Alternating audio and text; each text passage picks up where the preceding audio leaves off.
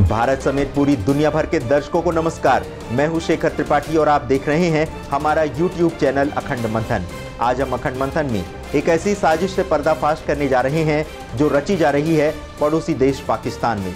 जी हां, पड़ोसी देश पाकिस्तान में रची जा रही है गज़वा-ए हिंद नाम की एक ऐसी साजिश जिसका लक्ष्य है भारत को इस्लामिक राष्ट्र बनाना। लेकिन अफसोस की बात यह है कि भारत के अधिकतर हिंदू समाज के लोग इस खतरे से अनजान हैं। अभी वो आपस में लड़ झगड़ रहे हैं, लेकिन वो नहीं जानते कि कुछ समय बाद वो एक ऐसे खतरे का शिकार होंगे कि उसके बाद उनका नामो निशान ढूंढना तक मुश्किल हो जाएगा। तो अगर आप इस साजिश से बचना चाहते हैं तो पहले आपको इस साजिश के बारे में जानना होगा जो कि रची जा रही है पड़ोसी देश पाकिस्तान में। तो गज़वा-ए हिंद नाम की इस विशेष वेब सीरीज में आप सभी दर्शकों का एक बार फिर से स्वागत है। और अगर आपने हमारा चैनल अभी तक सब्सक्राइब नहीं किया है तो कृपया उसे सब्सक्राइब कर लें, क्योंकि ऐसी जानकारी कहीं नहीं मिलेगी। पूरी मीडिया बिक चुकी है और बिकाऊ मीडिया में निष्पक्ष खबरें सिर्फ मिलेंगी अगर आपको, तो सिर्फ अखंड मंथन में। तो जल्दी से सब्सक्राइब करिए और नोटिफिकेशन का बटन जरूर ऑन करिए, क्योंकि अगर आपने नोटिफिकेशन का बटन ऑन नहीं किया तो हमारे द्वारा दी जाने वाली जानकारी आप तक नहीं पहुंच पाएगी। तो गज़वा-ए हिंद की शुरुआत करते हैं। इससे पहले हम आपको दिखाते हैं ये विशेष रिपोर्ट।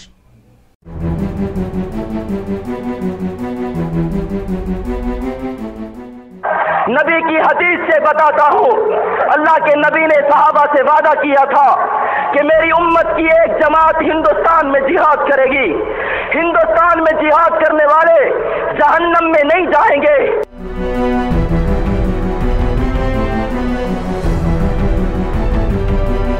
अल हिंद काबुल से लेकर बर्मा तक और हिमालय से दक्कन तक बड़े सगीर का नाम है, जिस पर पेशगोई मौजूद है मोहम्मद रसूलुल्लाह की कि ग़ज़वत अल हिंद होगा, जिहाद होगा, मुसलमान शहीद होंगे, काफिरों के गले कटेंगे।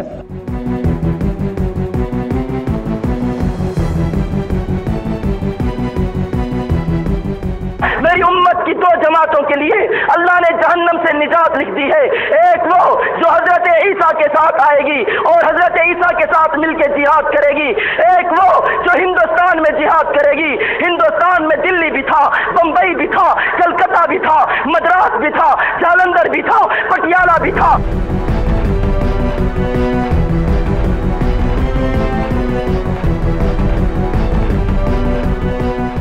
जिहाद का दौर शुरू हो चुका है और तुम्हें 71 का जमाना याद है और आज जिहाद का दौर शुरू हो चुका है।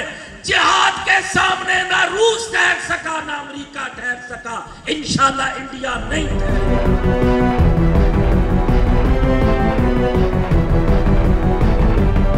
इंशाअल्लाह अब टूटने की बारी यहूदी नामुराद रियासत की है, अब टूटने की बारी अमेरिका की है, अब टूटने की बारी हिंदुस्तान की है, जिस सारे पर इस्लाम नाफिज होगा।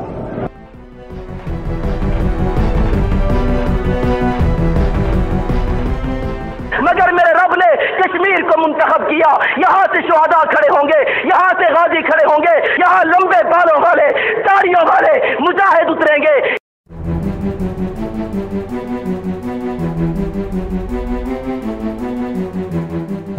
हम इंशाअल्लाह अपना खून देकर हरम की जमीन को काफिरों के कब्जे से वागुजार कराएंगे।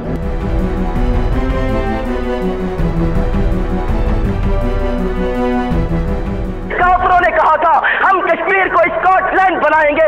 रब ने कहा मैं कश्मीर को शुहदा की जन्नत बनाऊंगा। काफिरों ने कहा हम कश्मीर में नाइट क्लब बनाएंगे, यहाँ के खूबसूरत लोगों को बदकारी पर लगाएंगे। मेरे रब ने कहा मैं कश्मीर में जिहाद के कैंप खुलवाऊंगा।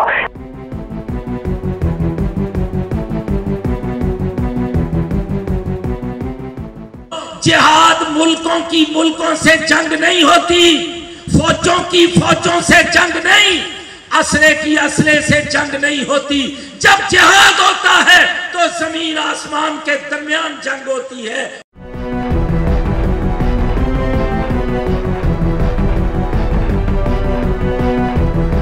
सैडनेस ये है, ट्रेजेडी ये है कि हिंदुस्तान के नॉन मुस्लिम्स को कुछ नहीं पता कि उनके साथ क्या होने वाला है।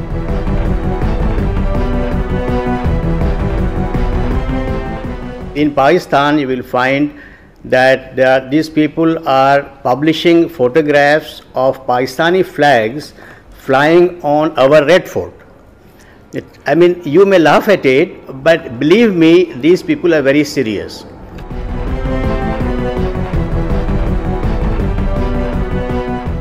हर हिंदू मंदिर को जिस तरह सोमनाथ तोड़ा था महमूद गजनवी ने, या जिस तरह मथुरा में हमला हुआ था, ये जैसे मोहम्मद बिन कासिम ने मुल्तान में हिंदू टेम्पल्स लूटे थे और तोड़े थे, इसी तरह तमाम हिंदुस्तान का हर हिंदू टेम्पल तोड़ना ये गजवा हिंद का पहली निशानी है।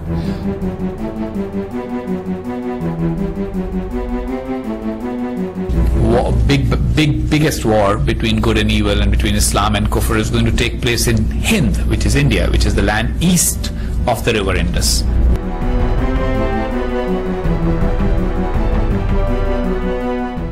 पहला फरीक जिसने हिंदुस्तान पे हमला किया मोहम्मद इब्न कासिम था, जिसने जो हिंदुस्तान में सिंध के रास्ते से आया और पूरे हिंदुस्तान में इस्लाम फैलाने का जिक्र, उसने इस्लाम फैलाने का जिक्र किया, वो तो 100% इस हदीस में दाखिल है। उसके बाद जितने अटैक हो रहे हैं वो इस हदीस में दाखिल हैं या नहीं है, इसके बारे में हदीस खामोश है।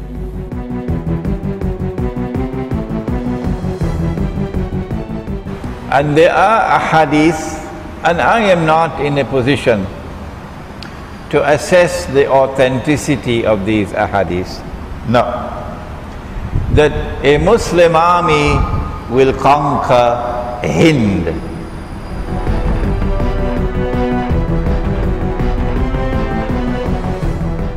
दुश्मन से मुलाकात की तमन्ना करना इससे हदीस में मना किया गया है। रसूलुल्लाह सल्लल्लाहु अलैहि वसल्लम फरमाते हैं कि दुश्मन से अदू से लिक़ा की तमन्ना ना करो, अगर टाकरा हो जाए तो साबित कदमी दिखाओ। अमन बहुत बड़ी दौलत है मेरे अल्लाह की तरफ से दी हुई।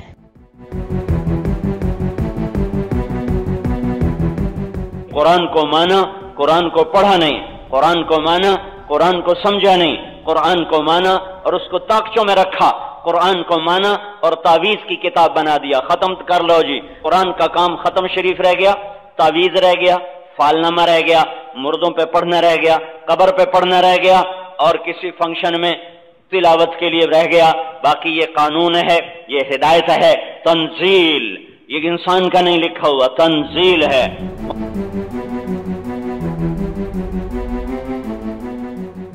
मस्जिदों में लड़ाइयां, एक दूसरे के पीछे नमाज छोड़ दी, एक दूसरे को काफिर, एक दूसरे को लान तान, मिंबर रसूल से गालियां। जो मस्जिद मोहब्बत की जगह थी, जो मस्जिद जोड़ की जगह थी, उसके मिंबर से शोले बरसने लगे। ये तो मिंबर रसूल था, ये शोले कैसे हैं? ये तो चमन था, तो ये आग कैसी है? यहाँ तो फूल था, ये सांप कहां से आ गए हैं? ये मेरे नबी ने 14 सदी पहले कह दिया था। पड़ोसी देश पाकिस्तान अपनी स्थापना के बाद से ही भारत के इस्लामीकरण का सपना देख रहा है। इसी सपने को सच करने के लिए उसने भारत पर कई बार हमला भी किया, लेकिन कई कोशिशों में नाकामी के बाद हो सकता है कि इस बार उसे इसमें सफलता हासिल हो जाए, क्योंकि गज़वा-ए हिंद की साजिश में शामिल है पाकिस्तान की सेना। और अफसोस की बात यह है कि भारत के हिंदू समाज के लोग अभी भी इस खतरे से अनजान हैं। वो आपस में एक दूसरे से लड़ने में लगे हुए हैं, लेकिन उन्हें ये नहीं पता कि कल का जो दिन है उनका, वो बहुत असुरक्षित होने वाला है, क्योंकि पाकिस्तान भारत समेत पूरी दुनिया में इस्लामीकरण की स्थापना का सपना देख रहा है। सवाल यह है कि अगर गज़वा-ए हिंद नाम का ये सपना पाकिस्तान का सच होता है तो उससे भारत के हिंदुओं को बचाएगा कौन? प्रधानमंत्री नरेंद्र मोदी पर तो आपने बहुत सारे सवाल खड़े कर दिए हैं, तो क्या आपको लगता है कि विदेशी नेता जो इस देश में रह रहे हैं, क्या वो आपको बचाएंगे गज़वा-ए हिंद नाम की साजिश से? या फिर और जो नेता जो जाति पाति के नाम पर देश को बांटने का काम करते हैं, क्या आपको लगता है कि वो आपको बचाएंगे गज़वा-ए हिंद नाम की साजिश से? जी नहीं। अगर 2019 के लोकसभा चुनाव में प्रधानमंत्री नरेंद्र मोदी की वापसी दोबारा नहीं होती है तो भारत के हिंदू कम से कम अपने मंदिरों के टूटने का जो सिलसिला शुरू होने वाला है उसका इंतजार करना शुरू कर दें, क्योंकि अगर गज़वा-ए हिंद हुआ तो भारत का हिंदू समाज अपनी पूरी अस्मिता, अपनी पूरी निशानी खो बैठेगा। आखिर गज़वा-ए हिंद होगा कैसे, ये आपको बताते हैं अपनी हम इस विशेष रिपोर्ट में। गज़वा-ए हिंद क्या है? काफिर यानी भारतीय मूर्ति पूजकों से की जाने वाली लड़ाई का नाम है गजवा। गजवा हिंद का मकसद हिंदू मूर्ति पूजकों के अस्तित्व को मिटाकर सारी दुनिया का इस्लामीकरण करना और वहां शरीयत कानून लागू कराना है। इस दौरान जो भी इस्लाम कबूल नहीं करेगा उसे मौत के घाट उतार दिया जाएगा। हिंदू मंदिर को जिस तरह सोमनाथ तोड़ा था महमूद गजनवी ने, या जिस तरह माथुरा में हमला हुआ था, ये जैसे मोहम्मद बिन कासिम ने मुल्तान में हिंदू टेम्पल्स लूटे थे और तोड़े थे, इसी तरह तमाम हिंदुस्तान का हर हिंदू टेम्पल तोड़ना ये गजवा हिंद का पहली निशानी। अल्लाह के नबी ने हमसे वादा किया कि हिंदुस्तान में जिहाद होगा। हमने पूछा अल्लाह के नबी अगर इस जिहाद को हम पा ले तो क्या करें? फरमाया सारा माल कुर्बान कर देना, अपनी जान भी कुर्बान कर देना। आका हमें मिलेगा क्या? सारी जान भी कुर्बान कर दे, माल भी कुर्बान कर दे, क्या मिलेगा? फरमाया जो तुम में से गाजी बन के आएगा वो जहन्नम से निजात पाएगा और जो शहीद होगा वो अफजल तरीन शुहदा में से होगा। कि ऐसे हालात पैदा हों कि दुनिया में बुत परस्ती खत्म हो जाए। और आप देखिए कि दुनिया में बुत परस्ती कहीं पे नहीं है सिवाय हिंदुस्तान के। महमूद गजनवी ने, या जिस तरह माथुरा में हमला हुआ था, ये जैसे मोहम्मद बिन कासिम ने मुल्तान में हिंदू टेम्पल्स लूटे थे और तोड़े थे, इसी तरह तमाम हिंदुस्तान का हर हिंदू टेम्पल तोड़ना ये गजवा हिंद का पहली निशानी है। और जब हर हिंदुस्तान के हिंदू को मुसलमान बना लिया जाएगा तब दूसरी फौज होगी जो सीरिया से रोम पे अटैक कर रही होगी और ये दोनों फौजें मिलेंगी और दुनिया में हर शख्स मुसलमान होगा। ये आज के जिहादी मुसलमानों का बुनियादी अकीदा है। गजवा हिंद को 7 चरणों में पूरा किया जाता है जो कुछ इस तरह है।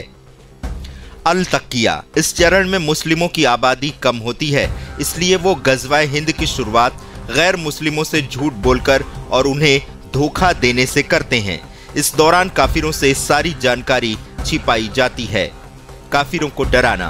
दूसरे चरण में काफिरों पर धोखे से हमला करना, गैर मुस्लिम नेताओं का अपहरण करना और घात लगाकर आक्रमण करना जायज माना जाता है ताकि गैर मुस्लिम आबादी डर जाए।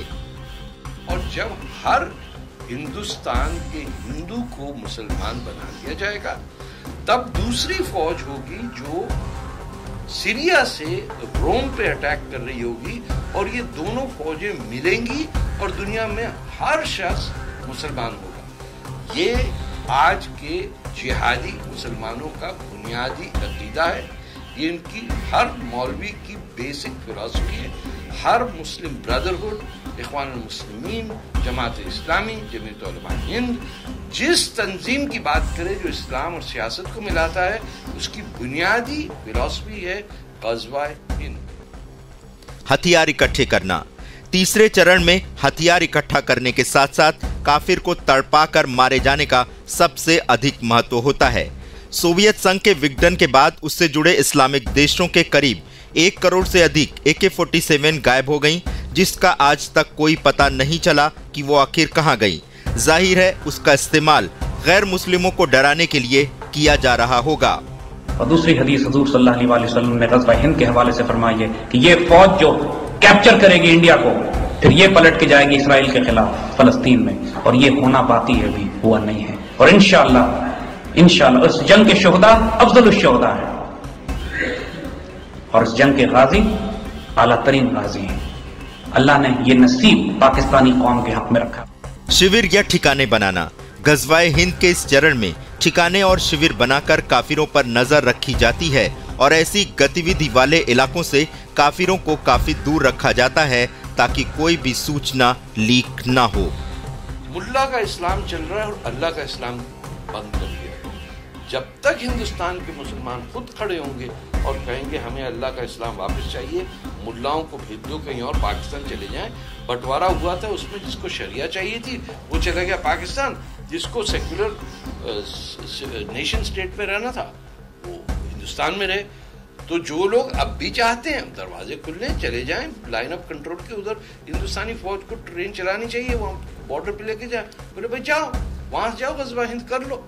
तो हिंदुस्तानियों को समझ में आना चाहिए कि उनके खिलाफ किस किस्म की प्लानिंग हो रही है और क्यों लोग अपने सीनों पे बम मार के मर जाते हैं।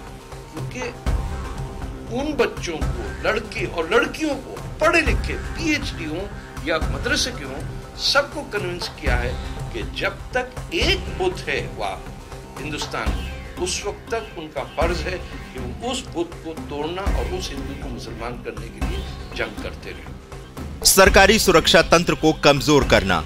गज़वाए हिंद के इस चरण में धर्म के नाम पर हिंसा भड़काई जाती है और संप्रदाय विशेष पर जुल्म का डर दिखाकर सरकारी तंत्र को कमजोर किया जाता है। जैसे जम्मू कश्मीर में पत्थरबाजों ने सुरक्षा बलों पर हमला किया और जब सुरक्षा बलों ने कार्रवाई की तो मानवाधिकारों के उल्लंघन की बात कहकर उन्हें कमजोर करने की कोशिश की गई। बड़े दंगे कराना गज़वाए हिंद का आखिरी चरण। गज़वाए हिंद का आखिरी चरण काफी खतरनाक है क्योंकि इसमें काफिर और गैर मुस्लिम मर्दों की हत्या कर दी जाती है। ये अंतहीन सिलसिला पिछले 1400 सालों से चल रहा है और जब तक एक भी काफिर दुनिया में रहेगा, गज़वाए हिंद के नाम पर निर्दोषों की हत्या होती रहेगी। ये प्रक्रिया कश्मीर में आजमाई जा चुकी है, जहां कश्मीरी पंडितों और हिंदुओं को या तो मार दिया गया या फिर उन्हें अपना घर छोड़ने को मजबूर किया गया।